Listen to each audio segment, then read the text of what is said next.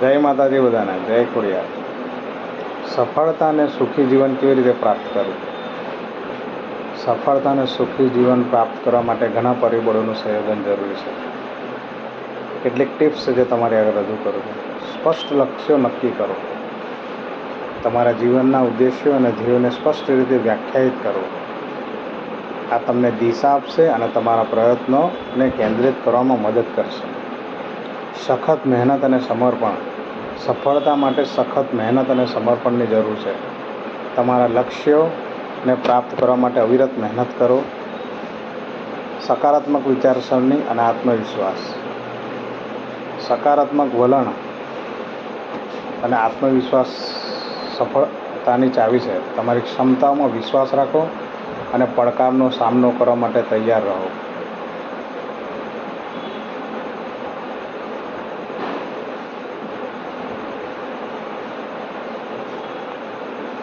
ચોથું છે જીવન સંતુલન. સુખી જીવન માટે જીવન સંતુલન જરૂરી છે. કાર્ય, પરિવાર અને અંગત જીવન વચ્ચે સંતુલન જાળવવું. સતત શીખવું. સફળતા માટે સતત શીખવું અને વ્યક્તિગત વિકાસ ખૂબ જ મહત્ત્વપૂર્ણ છે. નવી કુશળતા શીખો, પુસ્તકો વાંચો અને તમારા ક્ષેત્રમાં નવીનતમ વિકાસ સાથે અદ્યતન રહો. સ્વાસ્થ્ય અને તંદુરસ્તી. સફળતા અને સુખી જીવન જીવવા માટે સ્વસ્થ શરીર અને મન ખૂબ જરૂરી છે. નિયમિત કસરત કરો, સ્વસ્થ આહાર લો અને પૂરતી ઊંઘ લો. સંબંધોનું મહત્ત્વ. સુખી જીવન માટે સંબંધોનું મહત્ત્વ ભૂલવું ન જોઈએ. પરિવાર અને મિત્રો સાથે મજબૂત સંબંધો જાળવી રાખો અને તેમની સાથે સમય વિતાવો.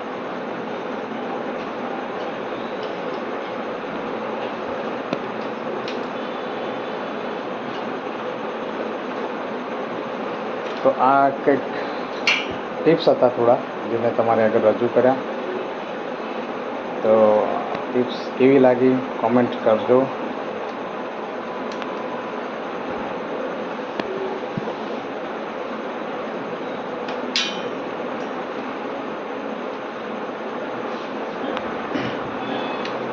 જો તમારી મુશ્કેલીઓ સમુદ્ર જેવી હોય તો યાદ રાખો કે ભગવાનની કૃપા તેનાથી પણ ઊંડી છે. એટલે તમારી મુશ્કેલી તમને એવું લાગે સમુદ્ર જેવી છે તો મનમાં એક ચોક્કસ ખ્યાલ કરજો કે ભગવાનની કૃપા પણ બહુ ઊંડી છે. એટલે સમુદ્ર જોઈને ગભરાવાનું નહીં. મતલબમાં જે આપણો શું કહે મુસીબત રૂપી જે સમુદ્ર છે એને જોઈને ગભરાવાની જરૂર નથી. બીજું છે સરળ બનો, સ્માર્ટ નહીં. સરળ બનો, સ્માર્ટ નહીં. આપણને ભગવાન દ્વારા બનાવવામાં આવે છે, કોઈ કંપની દ્વારા નહીં. એટલે કોઈને કહેતા સ્માર્ટ છે, પણ સ્માર્ટ બનવાની જરૂર નથી, સરળ બનવાની જરૂર છે.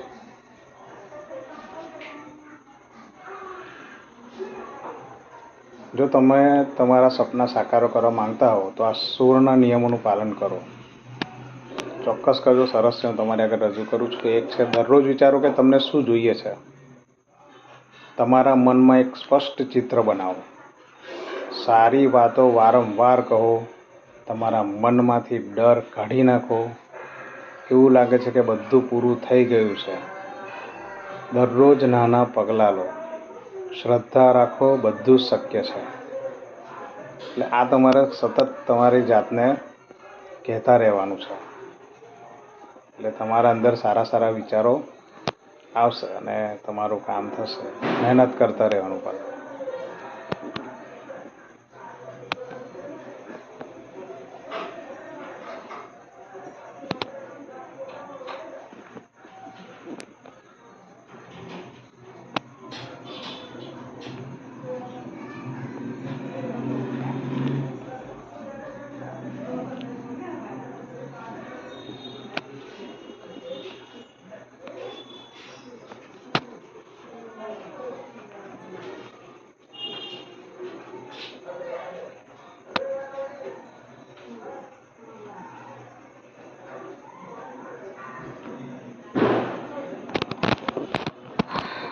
આવી કંઈક રોજે નવી નવી નાની નાની ટિપ્સ હશે જે તમારી આગળ હું ચોક્કસ રજૂ કરીશ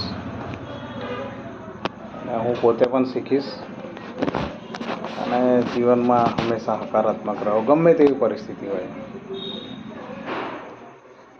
સારું વિચારવાનું,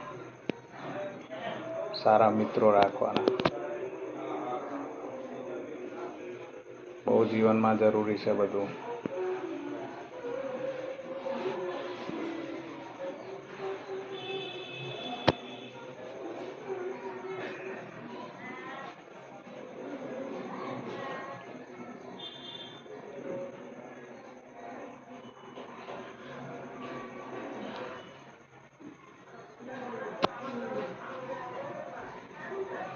બીજું એક નાનું વાક્ય છે તમારી આગળ રજૂ કરું.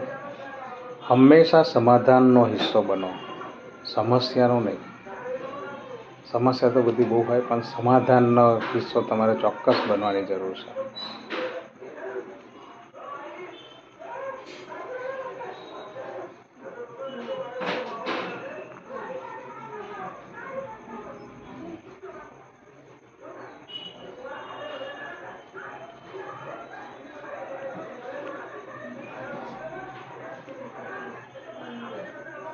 અને બધાને કાળી ચૌદસની ખૂબ ખૂબ શુભકામના.